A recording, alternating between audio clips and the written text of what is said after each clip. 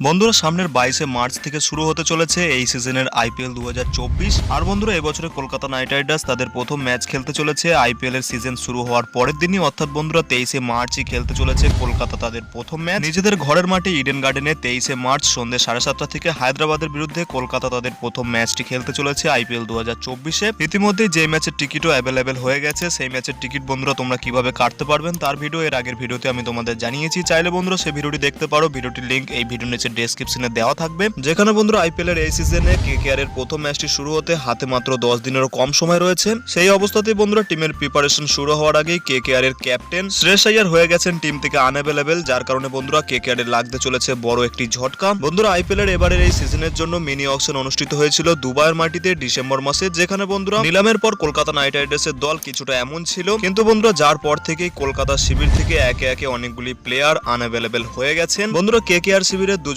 English player প্রথমেই তাদের নাম নিজেরাই উইথড্র করে নিয়েছিল, যেখানে বন্ধুরা ইংল্যান্ডের পেসার গুস অ্যাটকিনসনকে নিলামের মাধ্যমে কেকেআর এবছর তাদের দলে 1 কোটি টাকার মাধ্যমে কিনে নিয়েছিল। সেই গুস অ্যাটকিনসন নিজের নাম উইথড্র করে নেয় আইপিএল শুরু হওয়ার আগে, যার ফলে বন্ধুরা কেকেআর এই গুস অ্যাটকিনসনের বদলে একটি রিপ্লেসমেন্টও ঘোষণা করে দিয়েছিল, যেখানে বন্ধুরা কেকেআর এই অ্যাটকিনসনের বদলে তাদের দলে নিয়ে এসেছিল শ্রীলঙ্কান পেসার দুষ্মন্ত চামিরাকে। যার পরে বন্ধুরা কলকাতা নাইট রাইডার্সের আরেকজন অন্যতম গুরুত্বপূর্ণ ওপেনিং প্লেয়ার আরো এক ইংলিশ প্লেয়ার জেসন রয় নিজের নাম উইথড্র করে নেয়, যার ফলে বন্ধুরা কলকাতা আরো বড় সমস্যায় পড়ে। যার কিছুদিন পরেই জেসন রয়ের রিপ্লেসমেন্ট হিসেবে কলকাতা ঘোষণা করে ফিল সল্টের নাম। হ্যাঁ বন্ধুরা, ইংলিশের উইকেট কিপার ব্যাটার টি-20 ফরম্যাটে বর্তমানে ভালোই ফর্মে রয়েছেন, যিনি বন্ধুরা আইপিএল 2024-এর মিনি অকশনে আনসোল্ড ছিলেন। তাকে বন্ধুরা জেসন রয়ের পরিবর্তে কেকেআর তাদের শিবিরে নিয়ে আসলো, যার পরই বন্ধুরা কলকাতার লাগে সব থেকে বড় ঝটকা, যেখানে বন্ধুরা কলকাতার ক্যাপ্টেন শ্রেয়স আইয়ারই হয়ে গেছেন আনঅ্যাভেলেবেল, যিনি বন্ধুরা রঞ্জি ট্রফিতে মুম্বাই দলের হয়ে ফার্স্ট ইনিংসে একটি 95 রানে দারুণ ইনিংসও খেলেছিলেন। তিনি বন্ধুরা লাগাতার কোমরের সমস্যায় ভুগছেন, যার কারণে বন্ধুরা তার ব্যাক পেনের কারণেই তিনি আইপিএল এর প্রথম কিছু ম্যাচের জন্য আনঅ্যাভেলেবেল থাকতে চলেছেন। তাই বন্ধুরা দেখার বিষয় এখন এটাই কেকেআর এর প্রথম দিকের ম্যাচগুলিতে শ্রেয়স আইয়ার আনঅ্যাভেলেবেল থাকার কারণে কোন প্লেয়ার করতে চলেছে কেকেআর এর ক্যাপ্টেন্সি,